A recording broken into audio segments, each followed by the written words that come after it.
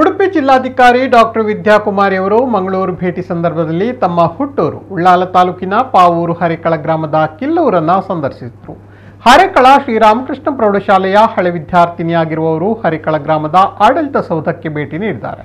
ಈ ಸಂದರ್ಭದಲ್ಲಿ ಹರೇಕಳ ಗ್ರಾಮ ಪಂಚಾಯತ್ ವತಿಯಿಂದ ಆರ್ಥಿಕವಾಗಿ ಸ್ವಾಗತಿಸಲಾಯಿತು.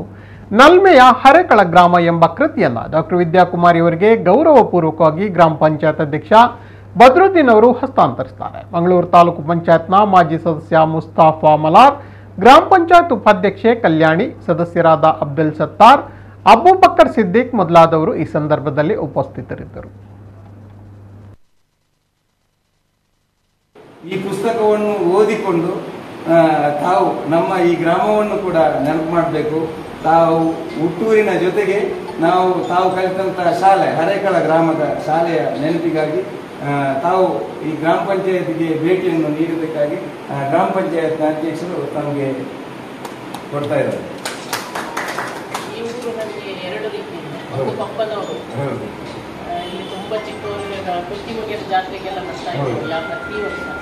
ಆಮೇಲೆ ಎರಡನೇದಾಗಿ ಓದಿದ ಶಾಲೆ ಇಲ್ಲೇ, ಹಾಗಾಗಿ ಯಾವತ್ತೂ ನೆನಪಲ್ಲಿ ಕಂಡು ಬರ್ತೀನಿ.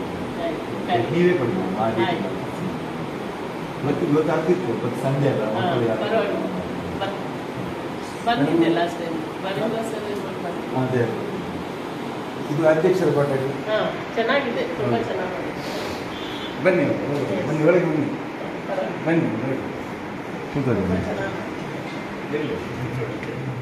ನಮ್ದು ಇಲ್ಲಿ ಮೂಲ ಆದಾಯ ಕೇವಲ 12 ಲಕ್ಷ. ಹೆಂಗೆ ಮಾಡಿದ್ರು ಮತ್ತೆ ಪಂಚಾಯತ್